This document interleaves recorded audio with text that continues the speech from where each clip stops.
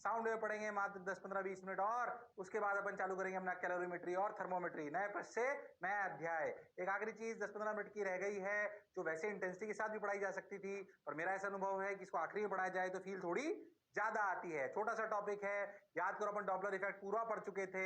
एक चीज जो बाकी रह गई है छोटी सी, जो इंटेंसिटी रिलेटेड है कि कैसे हम साउंड को डिफरेंट डिफरेंट महसूस करते हैं, तो उसको पढ़ के खत्म करते हैं और आगे बढ़ते हैं। चलो भाई आ जाओ आ जाओ आ जाओ आ जाओ आ जाओ। The appearance of sound to human ear. सोचो सेम ताकत के साथ लड़का बोले और लड़की बोले, क्या आवाज में अंतर नजर आता है? मेरी जगह अगर कोई लड़की बोलेगी क्या आपको आवाज में अंतर नजर आएगा? हाँ सर। भले हम दोनों सेम पावर के साथ बोले, सेम स्पीकर अगर अपन लगा दें, उसमें एक मेल गायक गाए एक फीमेल गायक गाए, क्या अंतर नजर आता है? हाँ सर आता है सर, बिल्कुल अंतर नजर आता है। ये अंतर लाता है कौन? पिच। कौन लाता है? बेसिकली हमारे ईयर्स को जो प्रैक्टिकली कौन कौन सी चीज पैरामीटर हैं जो अंतर लाते हैं, तो हम डिफरेंशिएट कर पाते हैं, अच्छा ये अलग है ये अलग है। तो बेसिकली मेजरली 3 पैरामीटर हैं जिनकी वजह से हमें साउंड डिफरेंट नजर आती है। पहला खेल है पिच। पहला खेल है pitch. Simple. Pitch is nothing but pitch is basically difference in frequency. जैसे कि अगर मैं बात करूं तो मेल वॉइस अगर आप बात करोगे तो उसकी अगर वेव ऐसे आती है तो लड़कियों की आवाज ऐसे आती है। अच्छा ध्यान से देखो, तो अगर अपन बात करें तो it is a difference of frequency. लड़कियों की आवाज जो तीखी आवाज होती है ना, शार्प आवाज, ध्यान से सुनो, थोड़ी तकलीफ देती है, ज्यादा तकलीफ तो नहीं बोलूंगा मैं, अच्छी भी लगती है, पर एक लिमिट से ज्यादा हो जाए तो तकलीफ भी दे सकती है। बहुत तीखी आवाज मतलब फ्रीक्वेंसी ज्यादा। ओके, तो generally female voice frequency is greater than male voice frequency. Okay sir. ओहो, एक सेकंड में जितनी इस आदमी ने फ्रीक्वेंसी छोड़ी उससे कई ज्यादा लड़की ने छोड़ी।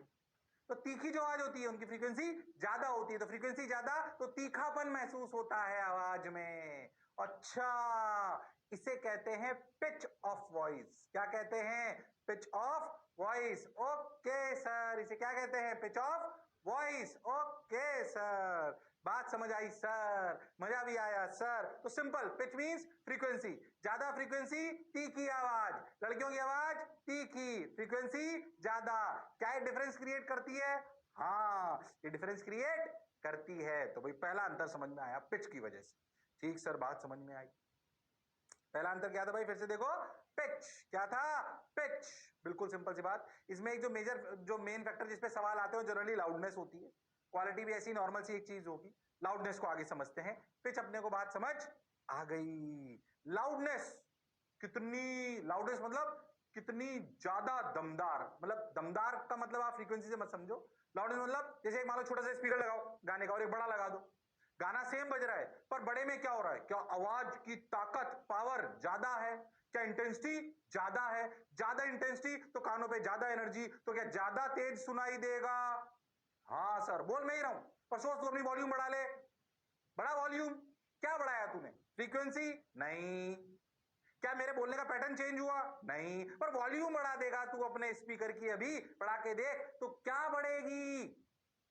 तेरे कानों पे गिरने वाली एनर्जी बढ़ जाएगी। तेरे कानों पर गिरने वाली एनर्जी बढ़ जाएगी। वो जो एनर्जी का मापदंड है उसे कहते हैं लाउडनेस, और loudness is related to intensity of sound waves. Loudness of sound is proportional to या dependent on intensity of sound waves. क्या इंटेंसिटी ऑफ साउंड वेव अपन बात कर चुके?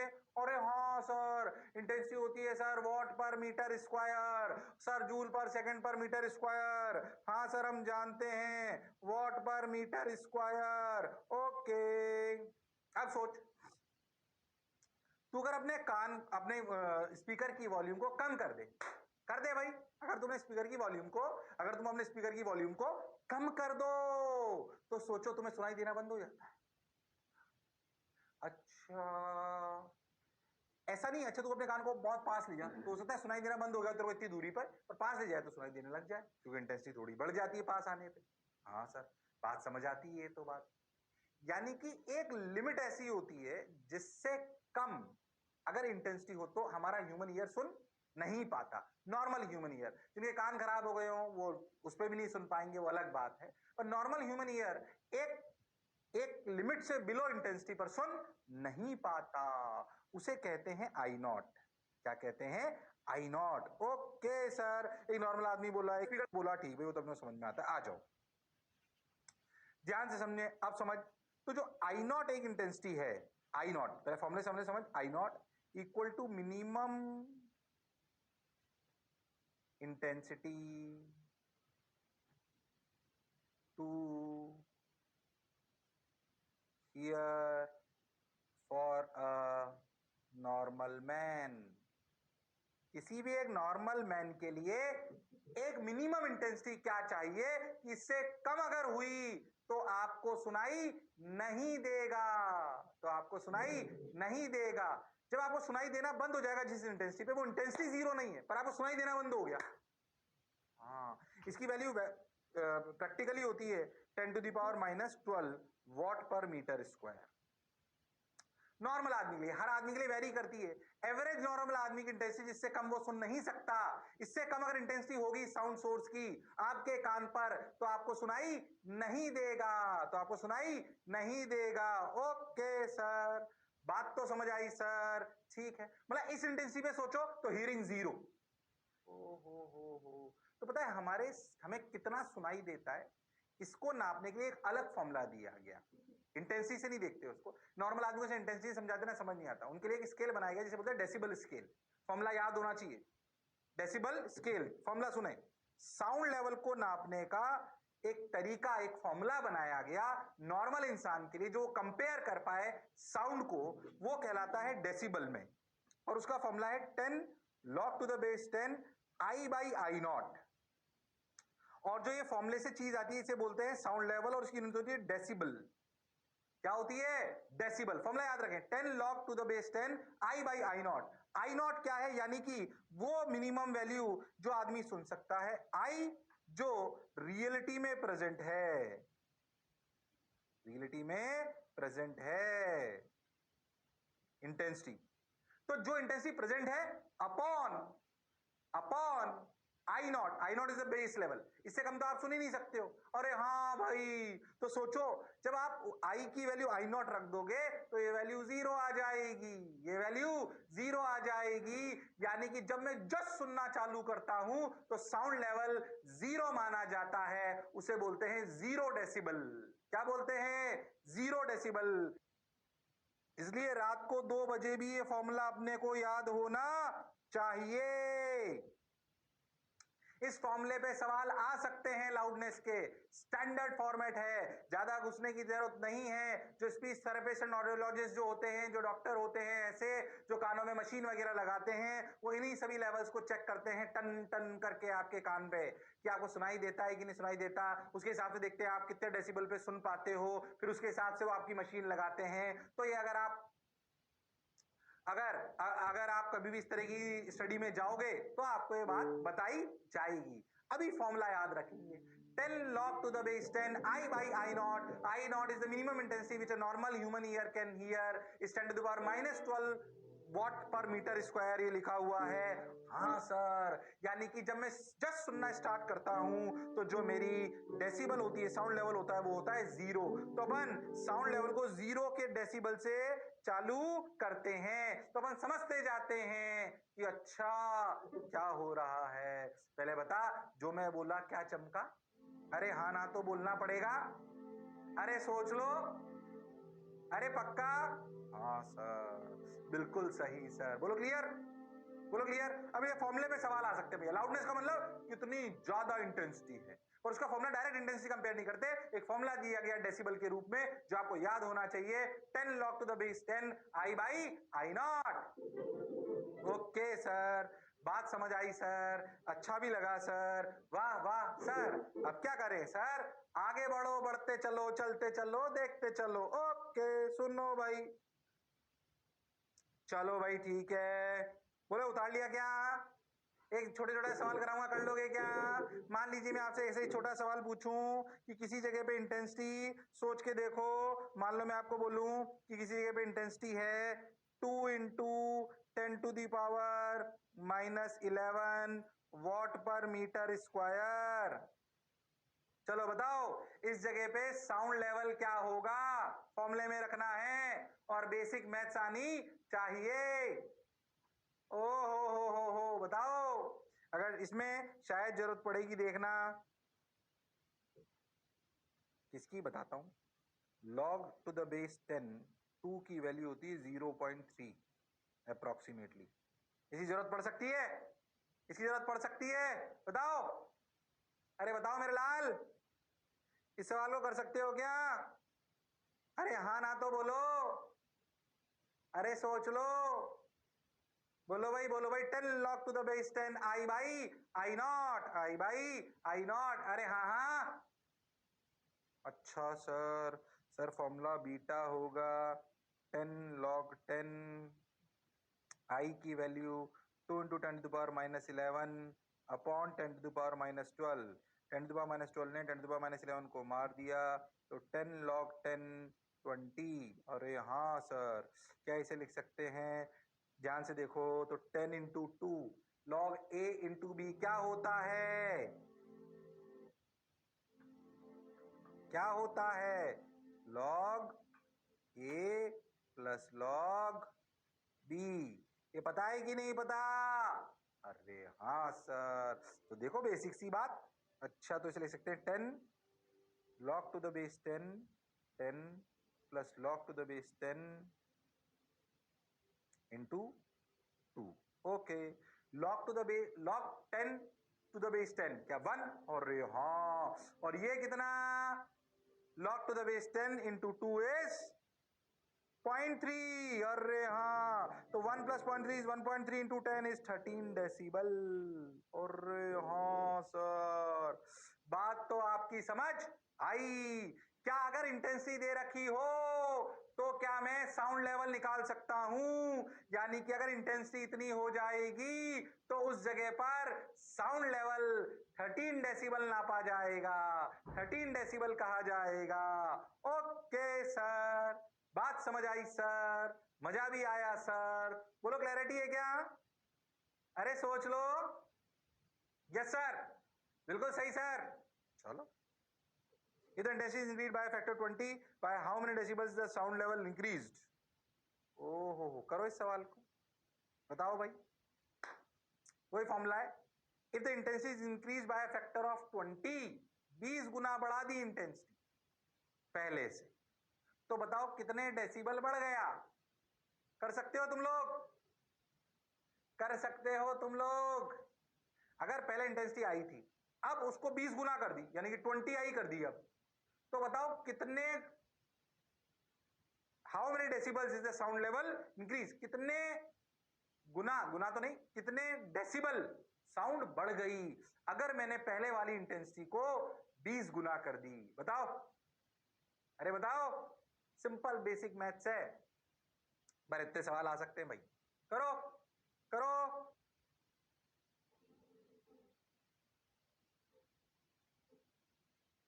अरे करो भाई करो, अरे सोच लो। अरे हाँ हाँ, चलो देखते हैं। देखो, मान लो पहले इंटेंसिटी आई थी, बाद में 20 आई हो गई।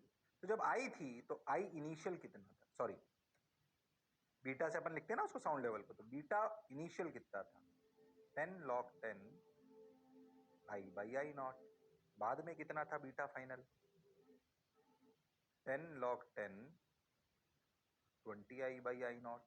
बिल्कुल सही। तो beta final minus beta initial क्या हुआ? देखो, 10 log 10 I by 20 I by I not minus log 10 I by I not. बोलो क्लियर। अब आप जानते होंगे log 10 A minus log 10 B is basically log 10 A by B। ये बेसिक प्रॉपर्टीज हैं जो आपको याद होनी चाहिए। नहीं याद है तो दिमाग में सेट रखो, काम आती है, बहुत बेसिक सी। ओके सर, देखो तो final sound level minus initial sound level 10 log 10 20I by I not into नीचे आ गया आप कितना डिवाइड कर देंगे तो I by I nought. I not ने आई नॉट को मार दिया, आई ने आई को मार दिया। 10 log 10 20 यानी कि 10 log 10 to the 10 plus log 10 into 2। अरे हाँ सर, पिछली जैसी कैलकुलेशन नजर आ रही है, बिल्कुल सही। log 10 किस्मत से सेम आ गई। एक ये कितना 0.3, ये कितना 1, आंसर आया 13 डेसिबल। अरे दोनों सवालों का आंसर 13 आ गया, किस्मत से आया भाई ये। ओके, यानी कि अगर 20 गुना मैंने इंटेंसिटी कर दी तो साउंड लेवल में इंक्रीज 13 डेसिबल का आया, 20 गुना नहीं आया, क्योंकि formula 10 log 10 I by I not है। तो अगर इस फॉर्मूले पे बेस डायरेक्ट सवाल आएंगे तो आपसे होने चाहिए, आपसे होने चाहिए। ओके सर, बात समझ आई सर, मजा भी आया सर। अरे यस और नो? Yes sir. देखा, आंसर चेक करेंगे, आंसर सही आ रहेगा। अरे वाह, 13 डेसिबल, जो करा जो समझा बिल्कुल सही है। घबराने की, परेशान होने की बिल्कुल जरूरत नहीं है। Okay sir, got your point sir, मजा भी आया सर, वाह वाह सर। ठीक, आ गया क्या? अरे आ गया क्या? अब ऐसे सवाल बहुत सारे बन सकते हैं, कुछ भी देते हैं। मतलब जैसे मान लो मैं तुम्हें बोल दूं कि भाई एक पावर, ऐसे ही कुछ भी एग्जांपल बताता हूं, होमवर्क के लिए लिख लो चाहो, या ऐसे सुन लो, बस फालतू परेशान मत हो। मान लो मैं बोलूं कि एक साउंड सोर्स है, इसकी पावर 100 वॉट है। बोलो क्लियर। आपसे बोलूं बताओ 2 मीटर की दूरी पर क्या इंटेंसिटी होगी, क्या तुम निकाल सकते हो? क्या बीटा होगा, क्या ये भी निकाल सकते हो? क्या इंटेंसिटी होगी? 100 by 4 pi are square, 100 by 4 pi are square. और हाँ सर, और बीटा का फॉर्मूला लगा दो, आंसर आ जाएगा। उसमें ऐसी कोई खास बात नहीं है। तो लाउडनेस आ गई, तो किसी भी जगह पे अगर लाउडनेस निकालनी हो तो हम बता सकते हैं, क्योंकि लाउडनेस भी आवाज में डिफरेंस लाती है। कितनी तेज आवाज आ रही है मैटर करता है, किसकी आ रही है मैटर करता है। अरे हाँ ना बोलो भाई, यस सर। ये बात क्लियर है क्या? अरे ये बात क्लियर है क्या? अरे सोच लो, यस सर। चलो भाई, ओ हो, लास्ट क्या है? क्वालिटी, छोटी सी बात है। ऐसा हो सकता है कि लाउडनेस सेम, ऐसा हो सकता है कि फ्रीक्वेंसी सेम हो, फिर भी आवाज अलग नजर आए। अच्छा ऐसे कैसे? ऐसे सोच कि मैं जो आवाज जनरेट करूं, उसकी आवाज जनरेट करने की साइकिल तो सेम है। मतलब 10 साइकिल एक सेकंड में भेज रहा हूं, वो सेम है, और मेरे भेजने की शेप अलग अलग। जैसे सोच, सोच अगर मैं ऐसी एक वेव भेजूं, और सोच बिल्कुल ऐसी ही एक और वेव भेजूं, तो ध्यान से देख, तो इनकी फ्रीक्वेंसी तो सेम लग रही है, सेम फ्रीक्वेंसी। पर तुझे नहीं लगता जब इस तरीके की वेव नीचे वाली और ऊपर वाली वेव हमारे कान में पड़ेगी, तो भले इनकी फ्रीक्वेंसी सेम है, हो सकता है तीखापन सेम हो, फिर भी ये हमें अलग अलग नजर आएंगी। एक रेक्टेंगल टाइप है, अलग टाइप से एनर्जी आ रही है। एक स्मूथ टाइप है, अलग टाइप से एनर्जी आ रही है। हो सकता है ऊपर वाली थोड़ी स्मूथ लगे, स्मूथ तीखी, और हाँ पर नीचे वाली थोड़ी टक टक टक टाइप लगे। अरे यस और नो? हाँ, ये डिफरेंस है वेव फॉर्म का। किसका? वेव फॉर्म का। देखो इन तीनों में फ्रीक्वेंसी सेम है, हो सकता है लाउडनेस भी सेम हो, फिर भी अलग अलग सुनाई देंगी, क्योंकि इनकी वेव फॉर्म अलग अलग है। ये कहलाती है क्वालिटी ऑफ साउंड। ये क्या कहलाती है? Quality of sound. तो quality means difference in wave forms, pitch means difference in frequencies. Yes, wave form की क्वालिटी में अलग अलग हो सकती है, हो सकता है फ्रीक्वेंसी सेम हो, लाउडनेस का मतलब हम समझते हैं। तो quality means difference in wave form, sound with same frequency and loudness but different waveform appears different sound। अरे हाँ ना तो बोलो, क्योंकि उनका क्या अलग है? वेव फॉर्म अलग है। क्या अलग है? वेव फॉर्म अलग है। क्या मेरी बात समझ आई है? अरे हाँ सर। तो एक छोटी सी कहानी थी जो आखिरी पड़ाव थी किसका? साउंड वेव का। फिर से भैया बहुत शिद्दत के साथ पढ़ाया है। हाँ सर, बिल्कुल परेशान होने की आवश्यकता नहीं है। ओके सर, बिल्कुल नहीं, बिल्कुल नहीं, ढंग से। कई बार बच्चे बोलते हैं सर कोर्स वोर्स सब होगा अच्छे से, बिल्कुल परेशान नहीं होना है। 11th का बेस अपना अच्छे से हो गया, 12th फटाफट फटाफट होगी। मैंने 10 बार आपको एक बात बोली है कि जिस दिन 11th खत्म होगा प्रैक्टिकली उस दिन 70% के आसपास कॉन्सेप्ट खत्म हो चुके होंगे, चीजें अपने आप जुड़ती चली जाएंगी। 12th में इमेजिनेशन ज्यादा चाहिए होगी। और हाँ ना तो बोलना पड़ेगा। मुझे पता है अपन क्या कर रहे हैं, बिल्कुल ढंग से अच्छे से जैसे कह रहा हूं वैसे पढ़ते चलो। कील आ रही है कि नहीं आ रही बस ये बताओ तुम तो। अरे हाँ ना बोलो भाई।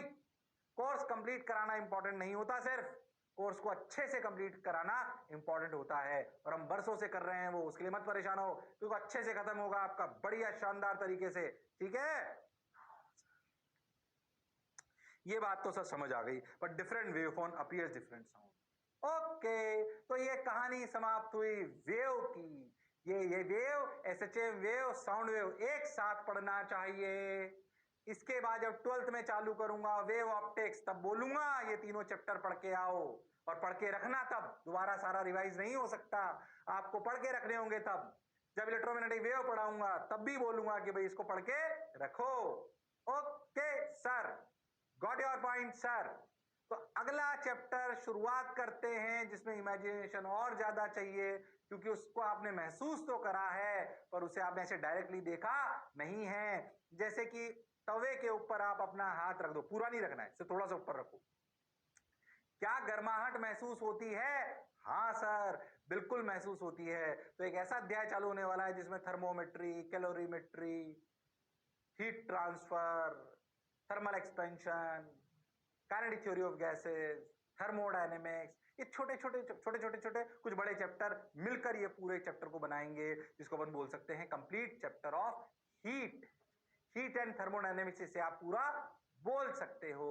तो अपन गर्माहट की तरफ महसूस जा रहे हैं, हीट की तरफ जा रहे हैं, तो भैया खुद को तैयार करना पड़ेगा। अरे यस और नो? Yes sir. तो भैया अपन चल रहे हैं, अगर सच्चाई में बात करूं तो थर्मोमेट्री उसका एक छोटा सा हिस्सा, कैलोरीमेट्री उसका एक छोटा सा हिस्सा, फिर हीट ट्रांसफर। अपन वास्तविकता में जाने वाले हैं, उस चैप्टर में एंटर कर रहे हैं जिसे बोलते हैं heat and thermodynamics. Okay sir, लंबा टॉपिक है। अरे हाँ ना बोलना पड़ेगा। अरे यस और no? Yes sir. Heat and thermodynamics और मॉडर्न फिजिक्स 12th का, दोनों टॉपिक ऐसे हैं जिसमें टीचर का भी रोल है, पर आपकी बेसिक कैलकुलेशन अच्छी होनी चाहिए। यूनिट को इधर से इधर बदलना आपको आना चाहिए, नहीं तो कंसेप्ट आते हुए भी कैलकुलेशन मिस्टेक करने के चांसेस इसमें सबसे ज्यादा होते हैं, क्योंकि कैलकुलेशन भी होती है इसमें और यूनिट का कन्वर्जन भी होता है। इसलिए अपना दिमाग चालू रखना है, फालतू की कहानी टाइम खराब करने की बजाय। हीट एंड थर्मोडायनेमिक्स अपने जीवन में, आप सब्जी बन रही है, चाय गर्म हो रही है, हीट है, आपने किसी गर्म चीज को हाथ लगा लिया, आपको गर्माहट महसूस हुई, हीट है। आपका खाना बन रहा है, आपके पिस्टन जो इंजन वाले पिस्टन हैं जो हीट से चलते हैं, पहले कोयले से इंजन कोयले से जब ट्रेनें चला करती थी, वो वाले जितने इंजन हैं, सब हीट के ट्रांसफॉर्मेशन हैं। अभी इलेक्ट्रिक इंजन में भी कई जगह उसका प्रयोग हो रहा है। तो heat is one of the most important things जो आपकी लाइफ में रोल प्ले करती हैं। सूरज से रोशनी आ रही है, गर्माहट महसूस हो रही है, पानी रख दो गर्म हो जाएगा, माइक्रोवेव में पानी रखो गर्म हो जाएगा, गर्म पानी को नॉर्मल रूम टेम्परेचर में रख दो वो ठंडा हो जाएगा, आइस कैसे पिघल जाती है, अनंत नॉर्मल फिनोमिना जो हम नॉर्मल लाइफ में रोज देख रहे हैं, वो हमें इस चैप्टर में धीरे धीरे करके समझ में आते जाएंगे।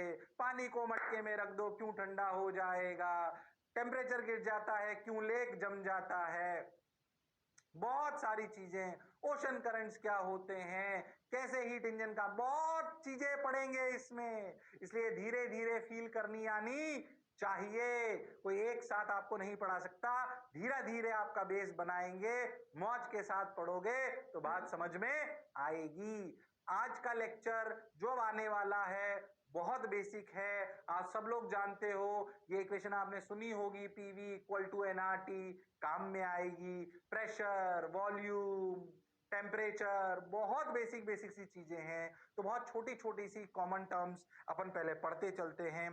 प्रेशर पे मैं ज्यादा नहीं बोल रहा हूं। क्यों नहीं बोल रहे हो सर? अभी साउंड वेव में प्रेशर जब पढ़ाया था तब बोला था, साउंड वेव में बोला था, इसलिए सिर्फ रिवाइज करा रहा हूं। प्रेशर क्या होता है? Pressure is force upon area. अगर एरिया हुआ कम, अंगुली से आप सब्जी नहीं काट सकते, खीरा नहीं काट सकते, हाँ सर, पर चाकू से काट पाते हो क्योंकि एरिया कम होता है। प्रेशर का फॉर्मूला फोर्स अपॉन एरिया होता है। इस प्रेशर की बात और डिटेल में आएगी जब फ्लूइड में घुस जाएंगे, और आगे बात होती रहेगी, इस पे शर्माओ मत। प्रेशर बराबर फोर्स अपॉन एरिया, याद करो। अरे हाँ सर, इस पे बात कर चुके हैं, याद करो, मैंने आपको बोला था ऐसा ही प्रेशर गैस में भी आएगा, यहां पे भी फॉर्मूला फोर्स अपॉन एरिया ही कहलाएगा। बिल्कुल घबराने की और शर्माने की जरूरत नहीं है। कैसे निकलेगा पूरा काइनेटिक थ्योरी ऑफ गैसेस में पढ़ेंगे, अभी गैसेस में नहीं घुस रहे हैं, बिल्कुल बहुत ज्यादा नहीं हो, सिंपल बेसिक बात, बहुत छोटी छोटी बातें जो आपके दिमाग में सेट होंगी, बस उसको रिवाइज करा रहा हूं। हालांकि मैं जानता हूं आप ये सब लोग बातें जानते हैं, बट फिर भी एक बार और। अच्छा भाई, pressure is force upon area, अपन जानते हैं फोर्स भी वेक्टर है, एरिया भी वेक्टर है। अगर ये लोग नहीं जानते एरिया वेक्टर है तो मैथ्स में पढ़ाया जाएगा, मैथ्स में पढ़ाया जाएगा कि भैया एरिया भी वेक्टर होता है। मैं भी फिजिक्स में थोड़ा और पढ़ाऊंगा, जब इलेक्ट्रोस्टैटिक्स में गॉस लॉ पढ़ाऊंगा, अच्छा फ्लक्स पढ़ाऊंगा, तब एरिया को वेक्टर की तरह यूज लूंगा। मैग्नेटिज्म में भी यही बात आएगी, जब मैग्नेटिक फ्लक्स होगा, और उस एरिया वेक्टर की चर्चा फिजिक्स में तब ज्यादा करेंगे। अभी बस इतना समझो कि मान लो, इतना समझ लो बस, बहुत है, कि मान लो ये एक रेक्टेंगल है, मैं इस पर अभी टाइम पास नहीं कर रहा हूं, मान लो ये 4 मीटर और ये 2 मीटर, मैं इसका एरिया पूछूं तो कितना हुआ एरिया? बोलो, सब लोग बोलेंगे 4 इंटू 2 8 मीटर स्क्वायर। ये रेक्टेंगल है मान लो। अगर एरिया वेक्टर है तो उसकी डायरेक्शन होनी चाहिए, तुम ऐसे समझो direction perpendicular to the surface होती है। कैसे होती है? Perpendicular to the surface. अभी बस इतना बहुत है, यानी कि एरिया वास्तविकता में प्रैक्टिकली इस सरफेस के परपेंडिकुलर होता है। अच्छा, अभी उस बात पे कोई ज्यादा घुसने का मतलब नहीं है, मैथ्स में पूरा एक चैप्टर है वेक्टर, उसमें आपको ये पढ़ाया जाएगा, फिजिक्स में भी आगे आएगा। अभी इस चैप्टर से ज्यादा कोई लेना देना नहीं, पर याद कर, मैंने एक बात बताई थी कि प्रेशर का फोर्स अपॉन एरिया जब लिखते हैं तो मैंने बताया था भाई प्रेशर तो स्केलर क्वांटिटी की वेक्टर, सर ये तो स्केलर क्वांटिटी है, ये बातें मैं कर चुका हूं। अब मुझे बताओ इनमें से कौन सा फॉर्मूला सही है, कौन सा सही है, मैं बता चुका हूं। फोर्स का कंपोनेंट लेते हैं कि एरिया का लेते हैं, कि दोनों का लेते हैं, कि दोनों का मैग्नीट्यूड डिवाइड कर लेते हैं, ये मैं साउंड में बता चुका हूं, इसलिए सही बताना, गलत मत करना। ये का यही पूछा था, पूरा करके बताया है। बताओ, बेसिक बेसिक छोटी छोटी लिख रहा हूं, हीट चालू नहीं हुई भाई, आज तो चालू भी नहीं होगी, बिल्कुल बेसिक बेसिक। प्रेशर क्या होता है, वॉल्यूम क्या होती है, जो आप जानते हो, फिर भी बात करेंगे। टेम्परेचर में थोड़ी ज्यादा पीएचडी करेंगे। ओके सर, चलो भाई बोलो भाई। हाँ सर, फोर्स अपॉन एरिया कौन सा फॉर्मूला था बोलो? F perpendicular upon area, F upon A perpendicular, F perpendicular upon A perpendicular, कौन सा फॉर्मूला था बोलो? बोलो 1 2 3 4 5 6 बोलो भाई। ये वाला किसका कंपोनेंट लेते थे? फोर्स का, तभी प्रेशर लिखा करते थे। याद है कि भूल गए हो? याद है सर? अरे हाँ ना तो बोलो। बेसिक बात टाइम पास नहीं करते, पहले कर चुके। ठीक भाई, आगे चलो, हम समझ गए। इसको रब कर देता हूँ 1 मिनट में। ये अपन बात कर चुके हैं पहले। ओ हो, बोलो भाई। 10 न्यूटन ऐसे लगाओगे तो प्रेशर आएगा, 10 न्यूटन ऐसे लगाओगे तो प्रेशर नहीं आएगा। इसमें अगर ये एरिया ए है, ओके बिल्कुल सही, मान लेते हैं एंगल 37 डिग्री है, ये भी एरिया ए है, ओके। इसमें प्रेशर 0, इसमें प्रेशर 10/A, इसमें प्रेशर 10 cos 37 8/A। यस और नो? क्या फोर्स का कंपोनेंट लेते हैं which is perpendicular to area? Okay.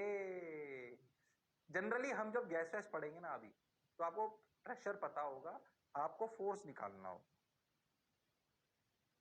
तो फोर्स बराबर क्या लिखेंगे? Pressure into area. तो याद रखना, ये जो फोर्स आएगा, क्योंकि आप सोचो आपको प्रेशर पता है और एरिया भी पता है, मान लो, तो आप जो चीज निकालोगे वो मल्टीप्लाई करके निकालोगे तो वो चीज तो स्केलर आएगी, पर फोर्स तो वेक्टर है। तो आपको पता होना चाहिए कि मान लीजिए हमें ऐसा समझो कि हमें ऐसे एक कंटेनर है, इसमें गैस है, ऐसे ही पूछ रहा हूं। अब आपको प्रेशर ऑफ गैस पता है, तो आप इस पे फोर्स पूछ ले, तो आप क्या करोगे? Pressure into area. पर आप साथ साथ ये भी बोलोगे कि जो फोर्स लगा वो परपेंडिकुलर टू द वॉल लगा, क्योंकि आप जानते हो कि इससे जो फोर्स आता है वो परपेंडिकुलर टू द सरफेस आता है, तो ये फोर्स की डायरेक्शन आ जाएगी। ओके, तो एफ परपेंडिकुलर आता है इससे। प्रेशर इनटू एरिया करोगे तो एफ परपेंडिकुलर आएगी।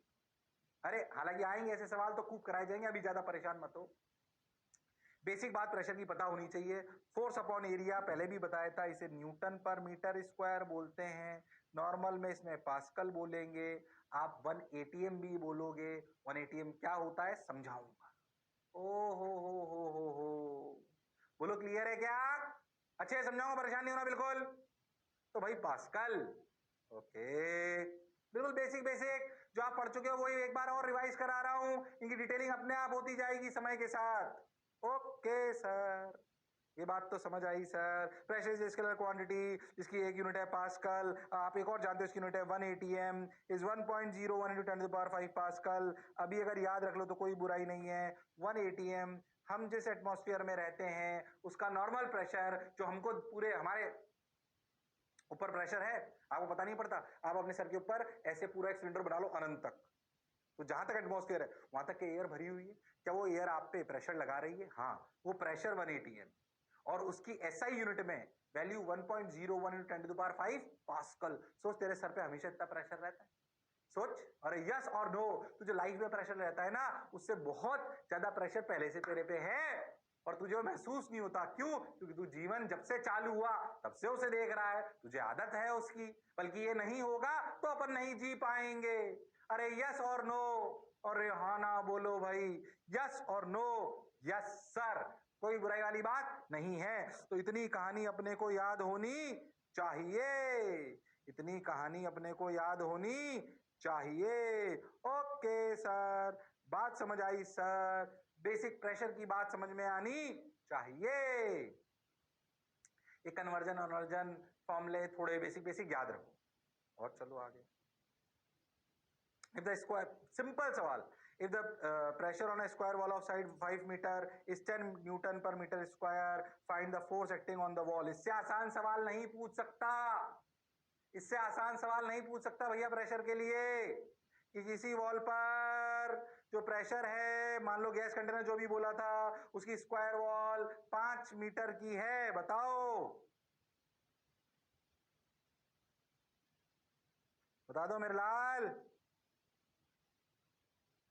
मेरे पीले, बोलो।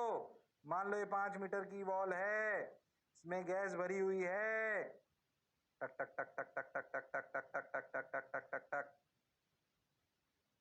इस पे प्रेशर अगर इस गैस का प्रेशर 10 न्यूटन मीटर स्क्वायर है, बताओ क्या फोर्स होगा। इससे आसान सवाल मास्टर नहीं पूछ सकता तुमसे, बताओ। सर फोर्स लगेगा इस वॉल पे इधर, सर फोर्स होगा pressure into area 10 into 5 square 250 Newton. और हाँ सर, और बाहर की तरफ इसमें कोई खास बात नहीं है, ऐसा सवाल वैसे कराना ही तुम्हारी और मेरी तौहीन है, और भाई मैं कुछ छोड़ना नहीं चाह रहा हूं, आपको बेसिक सी बात भी बता रहा हूं। अरे हाँ ना तो बोलो, अरे सोच लो। Yes sir, got your point sir, आगे बढ़ जाओ सर। ओके, आ जाओ।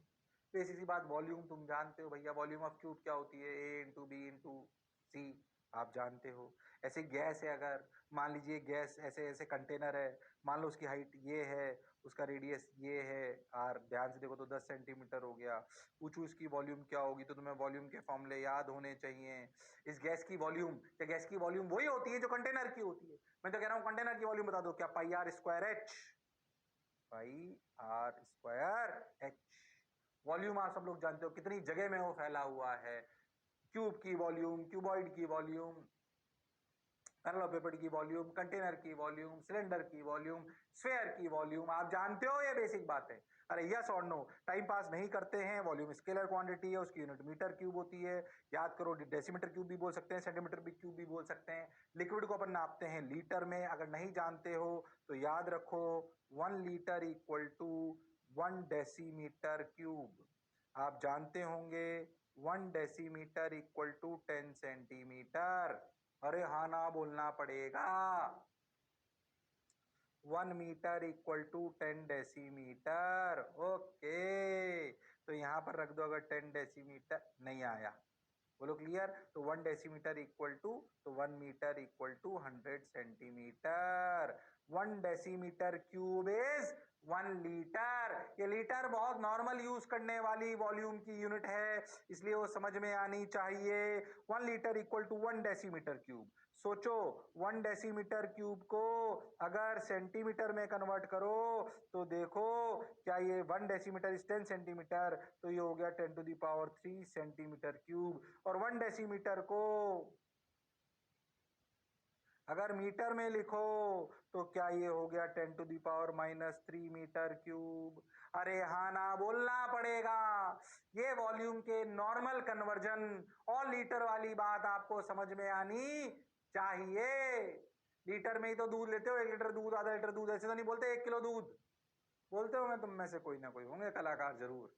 अरे दूध वगैरह मिल्क जो लेने जाते हो लीटर में नापते हो ना, हाँ पानी को लीटर में नापते हो ना, इतने लीटर के टैंक, इतने लीटर की टंकी, इतने लीटर पानी आ रहा है, ये हो रहा है, बिल भी लीटर में आता है। अरे हाँ सर, तो जनरली हम जो लिक्विड में नापते हैं वो लीटर में होता है, और जो हम कंटेनर्स की वॉल्यूम निकालेंगे वो अपनी कुछ इस तरीके की होगी। जैसे अगर इस गैस की वॉल्यूम अगर निकाल ली जाए तो बोली जाएगी पाई आर स्क्वायर एच 6.28 लीटर्स। ये अपन ने ठीक है मतलब सॉल्व कर लिया जो अपने वो करना था। अरे हाँ ना बोल भाई, अरे सोच लो, अरे हाँ ना बोलो भाई। और हाँ सर, कोई बुराई वाली बात नहीं है। कैसे आया देखो, अरे क्या time pass. Pi into R की वैल्यू, ध्यान से देखो, लीटर में अगर निकालना है तो जनरली कंटेनर्स की वॉल्यूम लीटर्स में निकालते हैं, इसे निकालने की बात कर रहा हूँ। ध्यान से देखो, आर को अगर अपने लीटर में रखना है तो आर को अपने को 10 centimetre is equal to 1 decimetre, तो रेडियस कितना हो गया 1 डेसीमीटर। और एच को भी अपन रखेंगे किसमें 20 सेंटीमीटर यानी कि 2 डेसीमीटर। और हाँ तो देखो आर स्क्वायर यानी कि 1 square into 2, 3.14 into 2 is 6.28 litres. तो ये सिर्फ इसलिए सवाल कर रहा हूं कि लीटर में भी निकालना हो तो निकाल सकते हो तुम। तो आर को डेसीमीटर में रख दो, एच को भी डेसीमीटर में रख दो। डेसीमीटर बहुत कन्वीनियंट तुम्हारे लिए अभी नहीं है क्योंकि अभी तक तुमने डेसीमीटर को ज्यादा डील नहीं करा है, पर अगर लीटर्स में वॉल्यूम कैलकुलेट करनी होगी, जो कि हीट वाइन थर्मोडायनेमिक्स में काफी आएगी, तो आपको ये सब आना चाहिए। ओके, हाँ सर। अच्छा, ये चैप्टर है ना, ऐसा आपका केमिस्ट्री में भी आएगा, तो केमिस्ट्री में केमिस्ट्री वाला पढ़ो, केमिस्ट्री में और अलग टाइप की डिटेलिंग ज्यादा होती है, फिजिक्स में उस तरह डिटेलिंग कम होती है ना। फिजिक्स में थोड़ा हीट ट्रांसफर वाली बातें ज्यादा होती, थर्मोडायनेमिक्स तुम्हारे केमिस्ट्री में भी, खैर वो बात बाद में आएगी, उसकी बात तब करेंगे। बिल्कुल बेसिक बेसिक सी बातें, क्या यहां तक क्लियर है? बिल्कुल बेसिक बेसिक से चला रहा हूं, बोलो क्लियर। अरे हाँ ना बोलना पड़ेगा, अरे सोच लो। Yes sir. ओके, डेंसिटी एक और बेसिक सी चीज, density equal to mass upon volume. क्या इसकी यूनिट हो गई? केजी पर मीटर क्यूब। अरे हाँ ना बोलना पड़ेगा। अगर मैं बोलूं कि जो ऊपर कंटेनर था वो, अरे आप सब लोग जानते हो, इसमें टाइम पास नहीं करते फालतू, स्केलर क्वांटिटी केजी पर मीटर क्यूब है। याद रखो, डेंसिटी ऑफ वाटर होती है 1 ग्राम याद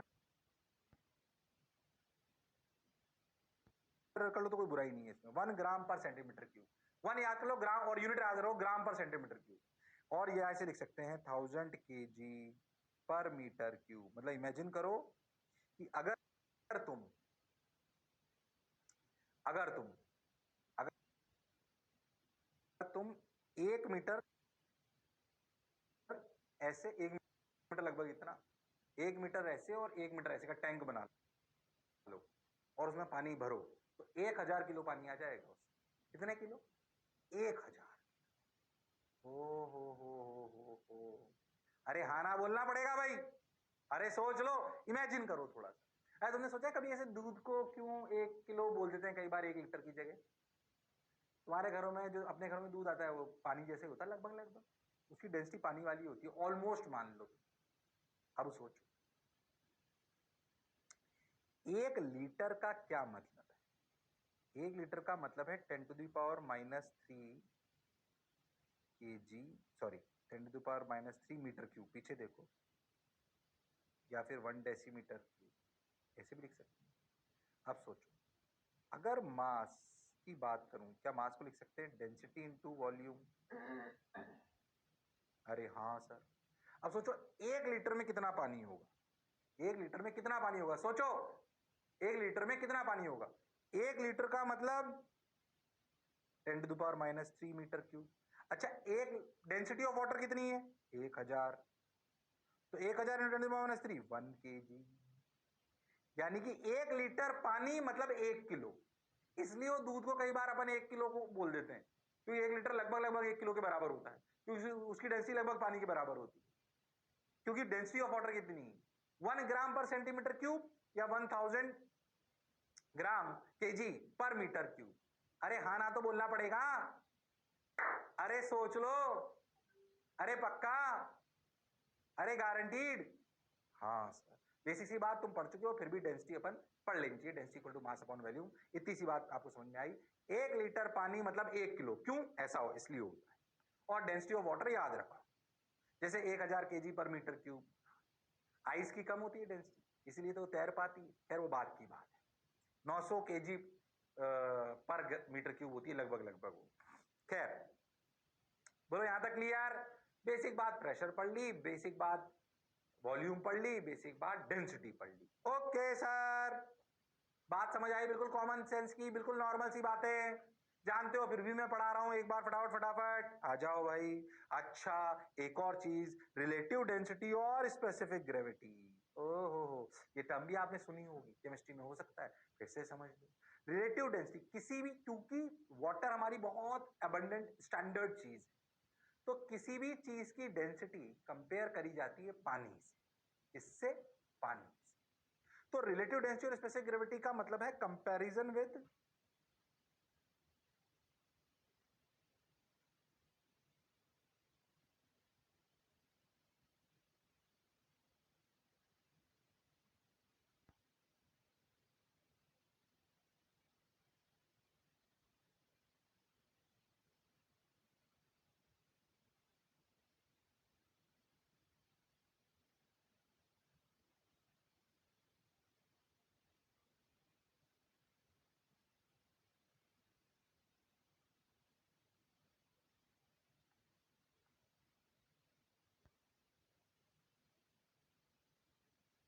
वाटर। भाई ये पानी से हल्का है कि उससे भारी टाइप की चीज है, ऐसे कंपेयर करते हैं। तो रिलेटिव डेंसिटी और स्पेसिफिक ग्रेविटी का बेसिक मतलब है डेंसिटी ऑफ दैट मीडियम, जो भी मटेरियल है, ऑयल या जो भी आप ले रहे हो, वो वाटर के साथ उसकी डेंसिटी को कंपेयर कर लो, डिवाइड कर लो। अब तुम देखो जब डेंसिटी ऑफ मीडियम और डेंसिटी ऑफ वाटर करोगे तो यूनिट तो कट जाएगी। अब जैसे मैं आपसे बोलूं कि डेंसिटी ऑफ ऑयल ऐसे लिखा होगा, ऐसे सवालों में ऐसे लिखा होगा, समझना क्या लिखा होगा, समझना क्या लिखा होगा, समझना क्या लिखा होगा। देख, मान लो ऐसे लिखा हुआ है कि if relative density of oil is 2.9, कोई यूनिट ही लिखी होगी क्योंकि तो यूनिटलेस है, दिस इज यूनिटलेस। क्यों यूनिटलेस? अरे दो सेम चीज का रेशो ले रहे हो तो यूनिट तो कट जाएंगी। 2.9 तो पता है मैं देखते ही समझ, रिलेटिव डेंसिटी 2.9 तो मैं समझ जाता हूं density of medium upon density of water. हाँ सर। अब मैं कह रहा हूं अगर मैं डेंसिटी ऑफ वाटर, सोच के देख डेंसिटी ऑफ मीडियम क्या होगा, relative density into density of water. अगर मैं डेंसिटी ऑफ वाटर ग्राम पर सेंटीमीटर में क्यूब में लूं तो क्या ये 1 ग्राम पर सेंटीमीटर क्यूब होगा? ओहो, यानी कि रिलेटिव डेंसिटी ग्राम पर सेंटीमीटर क्यूब। तो मैं देखते ही समझ जाता हूं कि अगर रिलेटिव डेंसिटी 2.9 दी है तो यूनिट अपने मन से लगा लेता हूं, ग्राम पर सेंटीमीटर क्यूब। मैं जानता हूं इस बात को। जैसे 2.9 बोला कि relative density of oil is 2.9, आप समझ गए अपने आप 2.9 ग्राम पर सेंटीमीटर क्यूब है वो, क्योंकि वाटर की डेंसिटी 1 ग्राम पर सेंटीमीटर क्यूब है। ओ हो, तो डरना नहीं है। कभी डेंसिटी की बजाय अगर आपको रिलेटिव डेंसिटी दे रखी हो तो कुछ नहीं, उसमें यूनिट नहीं दी होगी और यूनिट अंडरस्टूड आ जाएगी तेरे अपने मन में अपने आप, क्या? ग्राम पर सेंटीमीटर क्यूब, क्योंकि रिलेटिव डेंसिटी होती है density of medium upon density of water. It is the comparison with water, इसलिए अपने को याद होना चाहिए। ओके सर, बात समझ आई सर, अच्छा भी लगा सर, वाह वाह सर, ओके सर, ठीक भाई। तो रिलेटिव डेंसिटी अपन समझ गए, ठीक सर समझ गए, बिल्कुल समझ गए, अच्छा लगा, बढ़िया लगा, सुंदर लगा। अब क्या करें, आगे बढ़ो, चलते चलो। तो भाई बेसिक बेसिक बात प्रेशर की, वॉल्यूम की, डेंसिटी की, रिलेटिव डेंसिटी की, ठीक है। तो अब सबसे इंपॉर्टेंट चीज टेम्परेचर। अच्छा, अगर अपन किताबी डेफिनेशन की बात करें तो लिखी हुई आ गई, temperature can be defined as a degree of hotness और कोल्डनेस ऑफ अ बॉडी। हाँ, किताबी डेफिनेशन। कैसी डेफिनेशन? किताबी, पर फील करना पड़ेगा इसे। किताबी डेफिनेशन। टेम्परेचर, किसी भी चीज को हम हाथ लगाते तो गर्म या ठंडा महसूस होती है, या मुझे थर्मामीटर का भी आपने नापा हो तो बॉडी का टेम्परेचर भी लेती है। तुम एक बार लॉजिकली सोचो कि मान लो टेम्परेचर ज्यादा है, तुझे क्या लगता है? टेम्परेचर ज्यादा है तो सोच, किसी चीज में टेम्परेचर ज्यादा है, सोच उसमें क्या चीज ज्यादा होगी, सोच के देख, सोच के देख। सही बताऊं तो एनर्जी। सोच के देख, उसमें अगर टेम्परेचर ज्यादा है तो इसका मतलब उसमें एनर्जी ज्यादा है। तो तुम ऐसे फील करो, ज्यादा टेम्परेचर मतलब उसमें ज्यादा एनर्जी, ऐसा महसूस कर सकते हो आप, बिल्कुल सही। ऐसे फील करो। वो हॉटनेस और कोल्डनेस तो देती है, पर अगर आपको फील करना है और, तो ऐसा समझो कि temperature is basically directly proportional to energy associated with that body. If the temperature is high, if the temperature is high, if the temperature is high, then it has larger energy, या ज्यादा energy. ठीक है, देखो ये समझो, जो पीछे भी आया था उसको वापस बताऊंगा, पहले इस बात को समझो। Temperature is related to average kinetic energy of molecules in the medium. Body के अंदर एनर्जी कौन, बॉडी के अंदर होता कौन है? मॉलिक्यूल्स। गैस हो तब भी मॉलिक्यूल्स, लिक्विड हो तब भी मॉलिक्यूल्स, सॉलिड हो तब भी मॉलिक्यूल्स। बहुत पास पास एसोसिएटेड है तो सॉलिड बन गया, थोड़ा दूर दूर है तो लिक्विड है, बिल्कुल फ्री है तो गैस है। यही तो होता है, अगर तुमने बेसिक बात कभी सुनी है तो। अरे हाँ सर, पर है तो मॉलिक्यूल्स। ज्यादा टेम्परेचर मतलब उनके अंदर ज्यादा एनर्जी। अरे पार्टिकल्स के अंदर ज्यादा एनर्जी किस फॉर्म में होगी? काइनेटिक एनर्जी की फॉर्म में। तो आपको टेम्परेचर को समझकर ऐसा समझना चाहिए जो मैं आपको कह रहा हूं। बोलो क्लियर है क्या? अरे सोच लो। हाँ सर, बात तो आपकी बिल्कुल सही है। तो temperature gives you the feeling of hotness और coldness, fine, but in physics terms, ये तो नॉर्मल आदमी के लिए बात हो गई, ये तो किताबी डेफिनेशन हो गई। फिजिक्स में फील के लिए समझो कि टेम्परेचर ज्यादा मतलब उसके अंदर एनर्जी ज्यादा, उसके मॉलिक्यूल्स के अंदर काइनेटिक एनर्जी ज्यादा, ये फिजिक्स की फील वाली बात है, आपको ये ध्यान रखना है। फिजिक्स की फील वाली बात, फिजिक्स की फील वाली बात। ओके सर, बात समझ आई सर, अच्छा भी लगा सर, वाह वाह सर। अब क्या करें, करते चलो, चलते चलो, सुनते चलो। ओके, ठीक है सर, ठीक है सर, बात समझ आई सर, सही सा लग रहा है सर, फिजिक्स की फील वाली बात। ठीक भाई, चलो भाई, अब सुन, देख भाई, जो मैं पीछे बोल रहा था वो बताता हूं आपको। मान लो कि एक पार्क में दो बेंचेस लगी हुई, ठीक। अब कंफ्यूज मत होना, गर्माहट, कोई चीज गर्म लगना और ठंडी लगना भी अलग बात है ना, और टेम्परेचर थोड़ी अलग बात। जैसे मान लो कि एक पार्क, उसमें दो बेंचेस लग रही, एक बेंच लोहे की, एक और एक वुड की है, ठीक। अब तू सोच, गर्मी पड़ रही है, सन, गर्मी है बिल्कुल खतरनाक, तू कौन सी बेंच पे बैठना पसंद करेगा? अपने कॉमन सेंस से बोल, कॉमन सेंस से बोल, बोल बोल, फिर से सुनना। गर्मी पड़ रही है, तगड़ी धूप है, शानदार सनलाइट, जबरदस्त स्कॉर्चिंग हीट, और पार्क में दो बेंच लग रही है, एक आयरन की और एक वुड की। किस पे बैठना पसंद करेगा अपने कॉमन सेंस से बता, पहले बता, बता।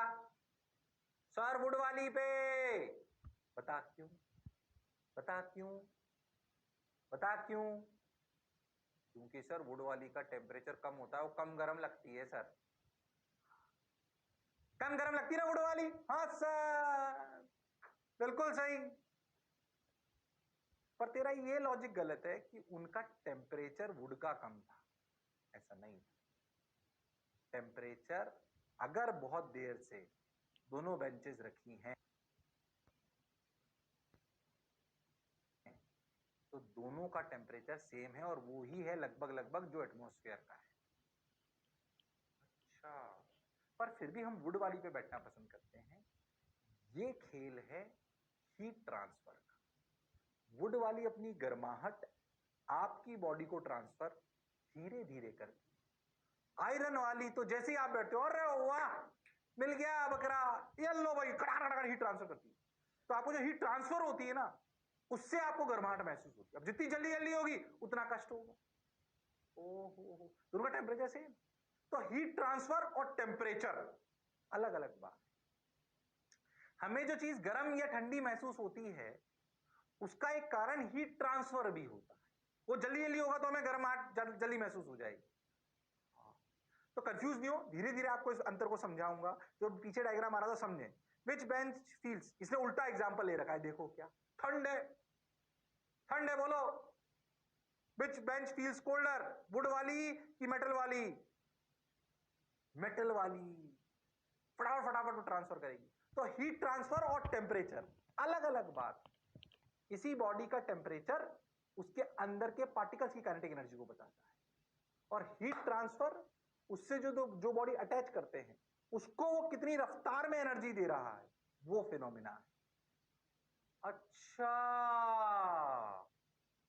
हाँ, तो कंफ्यूज मत हो। हीट ट्रांसफर अपन बहुत डिटेल में पढ़ेंगे, पूरा चैप्टर है। आप अभी बस इतना समझा रहा हूं कि किसी भी चीज का इंटरनल टेम्परेचर एक अलग बात है, पर वही बॉडी कितनी रफ्तार में अपनी एनर्जी दूसरे को देगी, ये एक अलग फिनोमिना है, वो हीट ट्रांसफर है। बोलो क्लियर? इन दोनों केस में अगर ध्यान से देखें तो टेम्परेचर ऑलमोस्ट सेम है, स्टिल metal bench feels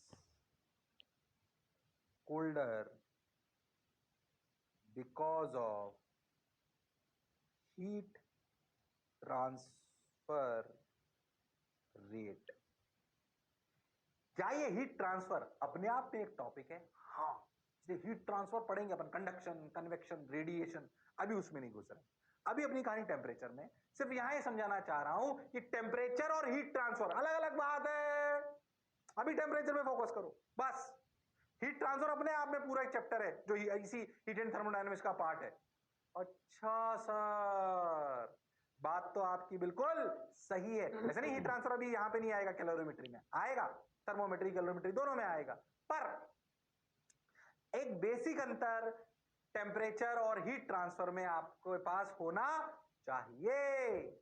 तो किसी भी बॉडी का टेम्परेचर एक अलग बात है और वो कितनी रफ्तार से दूसरी बॉडी को गर्म या ठंडे का एहसास कराती है, ये एक अलग बात है। ये एक अलग बात है। जो मैं बोला कुछ कुछ ही अभी समझ आया होगा, क्योंकि हीट ट्रांसफर की कहानी अपने आप में बड़ी है। जब पढ़ेंगे तो फील आएगी। हाँ सर, अभी वापस फोकस करते हैं किस पर? टेम्परेचर पर। किस पर? टेम्परेचर पर। ओके सर, आ जाओ, ये तो अपन समझ गए, ये अपन लिख चुके। अब देखो, heat transfer, flow of thermal energy from higher temperature to lower temperature. Basic definition heat transfer की, जिसपे अभी फोकस नहीं करना है ज्यादा। क्या गर्म से ठंडी चीज को अगर जोड़ दें तो क्या एक एनर्जी का फ्लो होता है? उस एनर्जी के फ्लो को व्हेन वी कनेक्ट और attach two bodies of different temperatures, एक गर्म बॉडी को एक ठंडी बॉडी से अगर जोड़ दें तो उनका टेम्परेचर अलग अलग है। इसलिए इस टेम्परेचर अलग अलग की वजह से, जिसका टेम्परेचर ज्यादा है सोचो उसमें एनर्जी ज्यादा है। ये बॉडीज ना बिल्कुल समभाव का भाव रखती हैं। मतलब जिसमें मैंने भी क्या बोला, जिसका टेम्परेचर ज्यादा है उसमें एनर्जी ज्यादा। अब सोचो इससे अटैच कर दो जिसमें टेम्परेचर कम है तो उसमें एनर्जी कम है, तो अपनी एनर्जी को देता है। हाँ, जो एनर्जी देता है उस प्रोसेस को कहते हैं हीट ट्रांसफर। क्या कहते हैं? Heat transfer. अभी इतना ही बस। Flow of thermal energy from higher temperature to lower temperature is known as heat transfer. ओहो, और सोचो ये हीट ट्रांसफर कब तक होता रहेगा? जब तक दोनों का टेम्परेचर सेम ना हो जाए। और फील करे तो इसके पार्टिकल की एनर्जी भी और उसके पार्टिकल की एनर्जी भी सेम ना हो जाए, तब तक ये एनर्जी का ट्रांसफर होता रहेगा। अरे वाह, ये तो बड़ी अच्छी बात है। बस मिलाने की देर है। मिलाते ही energy flows from higher temperature to lower temperature, higher temperature to lower temperature, and the energy flows is known as heat transfer। Energy तो है जो इस पार्टिकल से उस पार्टिकल में जा रही है। अरे हाँ, इनकी ज्यादा, इन्होंने बोला कोई बात नहीं, हमारे पास ज्यादा है, हम देते हैं आपको। ओके, बढ़िया, शानदार, बोलो क्लियर। अच्छा, ये हीट ट्रांसफर भी कब होगा? जब टेम्परेचर डिफरेंस होगा। क्या होगा? Temperature difference. और ज्यादा एनर्जी वाले कम एनर्जी को देंगे, और तब तक देंगे जब तक की एनर्जी बराबर ना हो जाए। जब तक की एनर्जी बराबर ना हो जाए। Okay sir, got your point sir, बात समझ आई सर। जब ज्यादा टेम्परेचर वाली बॉडी को कम टेम्परेचर वाली बॉडी से टच करा जाता है तब हॉटर बॉडी के पार्टिकल्स अपनी एनर्जी कोल्डर बॉडी को देना चालू कर देते हैं। इस तरीके के एनर्जी ट्रांसफर को हीट ट्रांसफर कहते हैं। ये है फील वाली डेफिनेशन। ओहो, इसके कई तरीके आएंगे, कंडक्शन, कन्वेक्शन, रेडिएशन, अभी उस पर नहीं जा रहे। बस हीट ट्रांसफर की बेसिक बात, ताकि अपन टेम्परेचर को अच्छे से समझ पाए। याद करो, हीट ट्रांसफर तभी हो रहा है जब टेम्परेचर डिफरेंस आ रहा है। अब ये बातें अपना साथ छोड़ने वाली नहीं है। ओके सर, बात समझ आई सर, अच्छा भी लगा सर, वाह वाह सर।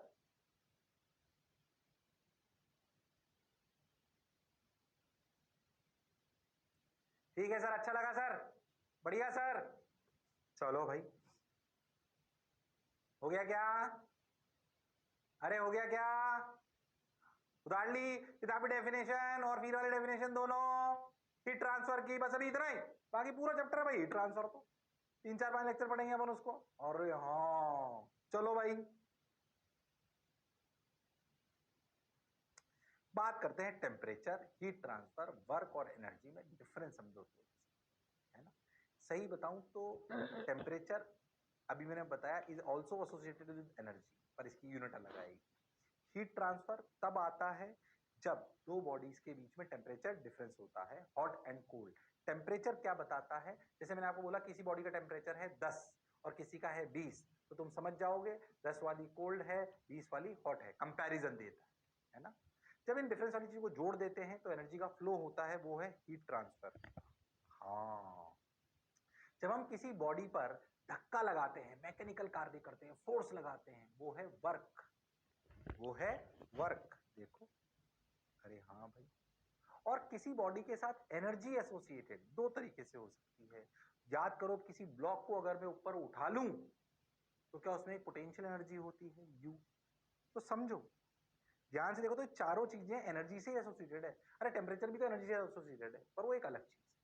हीट ट्रांसफर एक अलग चीज, कार्य करना एक अलग टाइप की एनर्जी है। अपनी जगह की वजह से ताकत होना, एनर्जी होना, वो एक अलग चीज।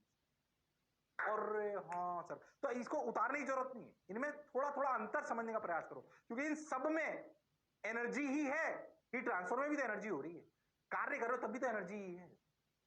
एनर्जी की बात कर रहे हो परिस्थिति की वजह से, पोटेंशियल एनर्जी, वो भी तो एनर्जी ही है, पर इनका अलग अलग जगह मतलब और इनको पढ़ने का तरीका अलग अलग है। इस बात को थोड़ा सा समझ के रखो, उतारने की जरूरत नहीं है, दिमाग में सेट रखो बस। कोई ऐसी खास बात नहीं, स्लाइड नहीं भी हो तो भी फर्क नहीं पड़ता, पर मैं चाहता हूं कि आप इस बेसिक अंदर थोड़ा थोड़ा समझो कि सब में एनर्जी एनर्जी ही आएगी, पर उनको थोड़ा सा डिफरेंशिएशन करने का प्रयास करो। समय के साथ और आता जाएगा, क्योंकि हम जानते हैं वर्कडन और पोटेंशियल एनर्जी में हम अंतर जानते हैं, और वो कैसे रिलेट होते हैं वो भी हम जानते हैं। हमने किसी चीज में कार्य कर दिया, उसकी परिस्थिति बदल दी, तो उसमें एनर्जी स्टोर हो गई, वो पोटेंशियल एनर्जी कहला गई। अरे हाँ ना बोलो, हाँ बोलो भाई, बोलो भाई, हाँ। सोचो, हीट ट्रांसफर हो गई तो इसकी एनर्जी भी बढ़ गई, एनर्जी बढ़ गई हीट ट्रांसफर की वजह से, तो इसका टेम्परेचर बढ़ गया, तो हीट ट्रांसफर ने टेम्परेचर को इफेक्ट कर दिया। अभी थोड़ी देर में बताऊंगा, अपन किसी चीज को बहुत जोर जोर से हिलाएं हिलाएं हिलाएं, क्या वो गर्म हो जाती है? अरे हाँ, तो सोच, वर्क करके टेम्परेचर बढ़ गया। अरे हाँ सर, तो आपस में इंटरचेंज भी कर लेते हैं अपन इनको थोड़ा थोड़ा, पर इनका परिस्थिति के हिसाब से मतलब अलग अलग है, परिस्थिति के हिसाब से मतलब अलग अलग है। अरे हाँ सर, बात तो आप सही कह रहे हो, जोरदार कह रहे हो, मौज के साथ कह रहे हो। क्या मेरी बात क्लियर है? अरे सोच लो, अरे पक्का? Yes sir, got your point sir, बात समझ आई सर। ठीक, तो आगे चलते हैं। Science and practice of temperature measurement.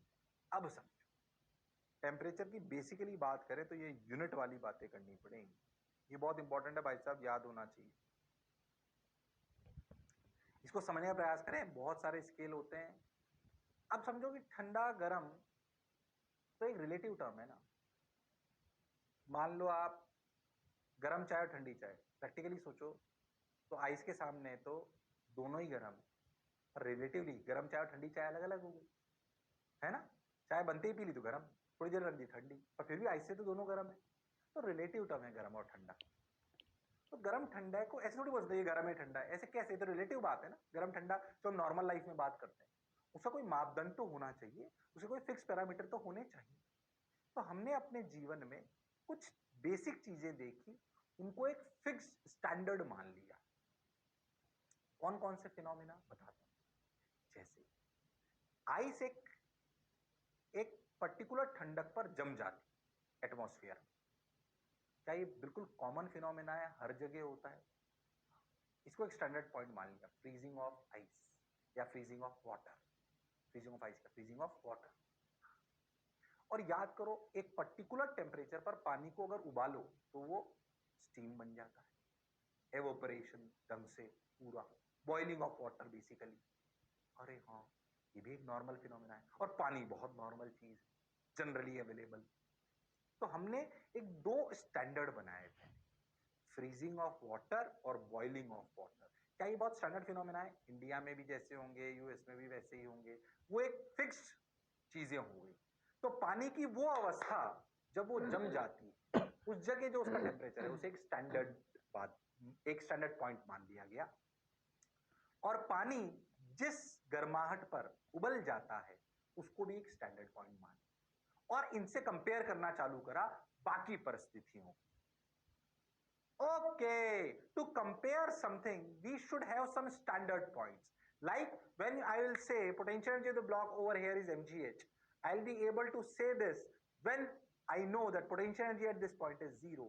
Yeah, we have some standard points. Are yes or no? So to define temperature of a body, we should have some standard points. मैं बोलूं इस बॉडी का temperature 20, अरे क्या कौन सा 20, कैसा 20, कहां से स्टैंडर्ड 20, ये तो बताओ। ओके, ये बात सर समझ आई। A device measure to measure temperature of a body is thermometer. Thermometer आपने देखा होगा, ये थर्मोमीटर जो आपने नॉर्मल देखा है, मैं उसकी बात कर रहा हूं। एक वो चीज नापता है टेम्परेचर, ये कैसे काम करता है इस पर अभी ज्यादा नहीं जा रहा। असलियत में जो थर्मोमीटर होता है उसमें आपने देखा हो, आप तो खैर डिजिटल आने लग गए, तो जो थर्मोमीटर उसमें देखा तो एक नीचे कप से होता है, उसमें एक चीज भरी होती है मर्करी टाइप। तो मर्करी का फिनोमेना होता है कि अगर उसका टेम्परेचर बढ़ता है तो वो फैल जाता है, नाराज होकर फैल जाता है, मैं फैल गया। जब वो फैलता है तो कितना वो फैलता है ना, उसके हिसाब से स्केल पे रीडिंग आ जाती है। ये कैसे होता है, ये पढ़ेंगे एक्सपेंशन में, thermal expansion. When body expends because of the temperature increase, उस फिनोमेना को यूज करके थर्मोमीटर बनाया जाता है। अभी थर्मोमीटर की वर्किंग पे अपन नहीं जा रहे। Thermometer is a device which measures what, temperature. अब क्या हुआ कि दुनिया में अलग अलग जगह अलग अलग साइंटिस्ट, उन्होंने अपने अपने स्केल बनाए। स्टैंडर्ड पॉइंट्स तो वही थे, freezing of water and boiling of water. ठीक भाई, देखो ये देखो स्टैंडर्ड, फ्रीजिंग ऑफ आइस और फ्रीजिंग पॉइंट, बिल्कुल सही। और दूसरा कौन सा, boiling of water.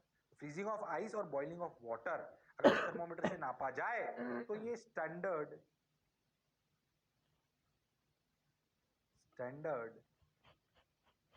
Fixed points हैं, फिक्स्ड रेफरेंसेस, जो हर जगह पूरी दुनिया में, क्योंकि पूरी दुनिया में अपन टेम्परेचर प्रेशर लगभग सेम मान रहे हैं, सॉरी प्रेशर सेम मान रहे हैं, तो स्टैंडर्ड पॉइंट्स मान। अच्छा, अब टेम्परेचर को पढ़ने का प्रयास करो, समझने का प्रयास करो, ठीक है। चलो सर ये बात समझ आई। अब देखो ये स्केल है जो इनके बीच में नापता है। अब ये स्केल हर साइंटिस्ट ने अलग अलग बना दिया। मान लो कि यहां से लेकर यहां तक का एक ये दूरी मान लो, तुम एक स्टैंडर्ड एक समझ लो, दूरी है। किसी साइंटिस्ट ने बोला मैं 100 टुकड़े करूंगा, किसी ने बोला मैं तो 500 करूंगा, किसी ने बोला मैं तो 180 करूंगा। ऐसा समझो ये लेंथ है पूरी, एक इस स्टैंडर्ड पॉइंट से इस स्टैंडर्ड पॉइंट। ठीक ठीक। अब सोचो क्या इस टुकड़े को, इस जगह को, इस लेंथ को किसी साइंटिस्ट ने इसके 100 टुकड़े करे स्केल बनाने के लिए, किसी ने 180 करे, किसी ने कुछ और करे। अच्छा, हर साइंटिस्ट ने अलग अलग करे, तो उन्होंने अपने अपने नए नए स्केल बना लिए और नई नई यूनिट्स निकाल ली। अब निकाल ली, सब बड़े बड़े साइंटिस्ट थे तो उनकी बात माननी तो पड़ेगी, पर उनमें आपस में रिलेशन निकालना आना चाहिए, और साइंटिस्टों की बात मानी जा रही है। सोचो किसी जगह कोई साइंटिस्ट था, उसने अलग स्केल बना लिया, किसी दूसरे ने अलग स्केल बना लिया, किसी तीसरे ने अलग बना लिया। अरे पर जब दुनिया एक हुई तब बात बोला भाई ये तो सब तो सही है तीनों, अरे पर इनको कंपेयर तो करो। So basically what we are doing now is that we will understand कि कौन कौन से स्टैंडर्ड स्केल्स हैं साइंटिस्टों के नाम पर, और उनको कैसे कंपेयर करते हैं, कि एक स्केल का रिलेशन दूसरे में कैसे ला सकते हैं। बहुत इंपॉर्टेंट बात है, समझ में आनी चाहिए, समझ में आनी चाहिए। ओके सर, बात समझ आई सर, कोई बुराई वाली बात नहीं है सर, ठीक भाई।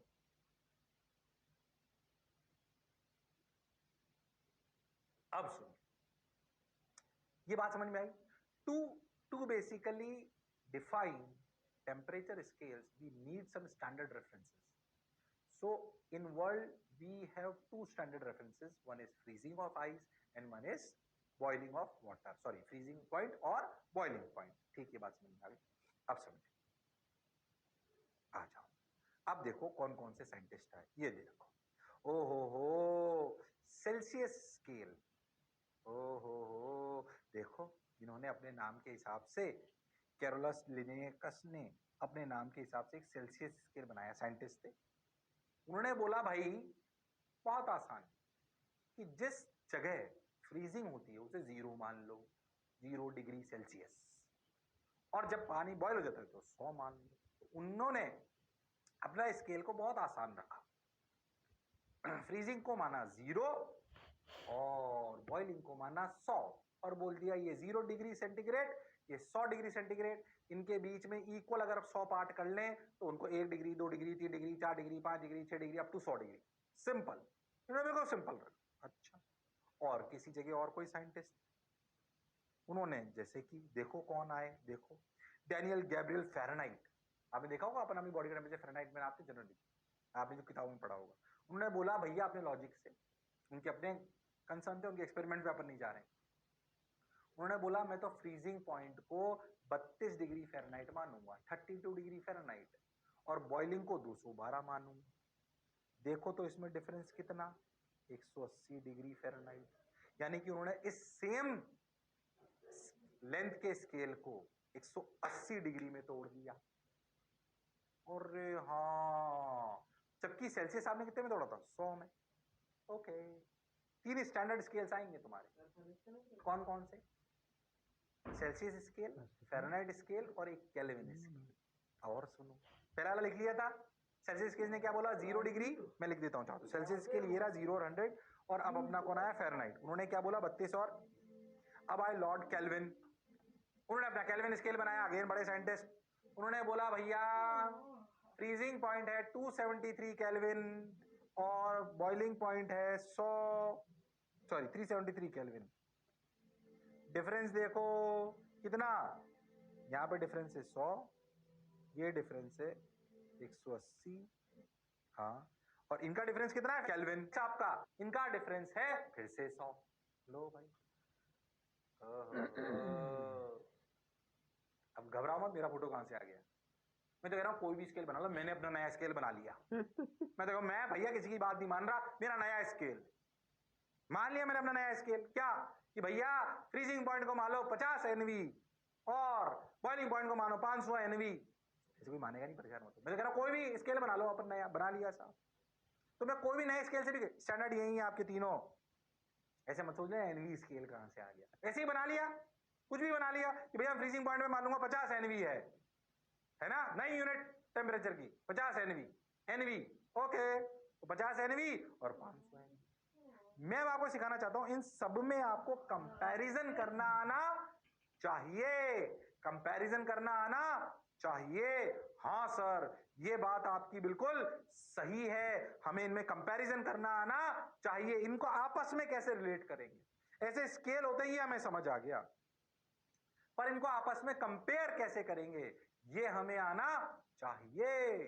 वो अपने आप में एक टेक्निक है जो आपको समझ में आनी चाहिए। जल्दबाजी नहीं करता हूं, आज का लेक्चर का टाइम हो गया है, क्योंकि ये स्केल का कंपैरिजन करने में 5, 7, 10 मिनट लगेंगे। तो अभी 10 मिनट है नहीं अपने पास, तो अपन गड़बड़ नहीं करेंगे। इसी स्लाइड से दोबारा चालू करूंगा, बिल्कुल सेम स्लाइड से, यहीं से ही, गड़बड़ नहीं करना है एकदम। तब तुम्हें कंपैरिजन करना सिखाऊंगा, अगले टर्न की शुरुआत यहीं से होगी। बोलो क्लियर है क्या मेरी बात एकदम? अरे हाँ ना बोलना पड़ेगा। ओके सर, बात समझ आई सर, अच्छे से सर। चलो तो फिर जोश और जुनून बनाए रखिए, लड़ते रहिए पर पढ़ते रहिए। अगले टर्न पे शुरुआत करेंगे comparison of scales of temperature. Okay sir, तब तक के लिए see you, sayonara, take care, bye bye.